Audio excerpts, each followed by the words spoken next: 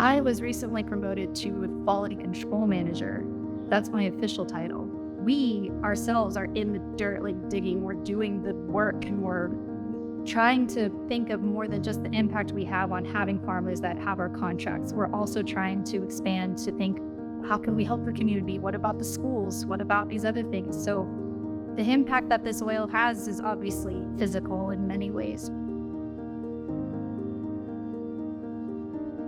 Helichrysum alone is potentially their only source of income for the year for some small farmers. And we literally had people coming in a horse-drawn carriage, bringing their load to the distillery. And I mean, it kind of gets you a little bit emotional because you see these people that literally were like bent over, like breaking their backs to get this in the middle of the heat in the summer, to bring their bags and to, get it weighed. In a nutshell, we want to have more of an impact of not just paying the farmers and helping them in that way for their revenue generation. We want to help them with, hopefully, the community in helping to build it.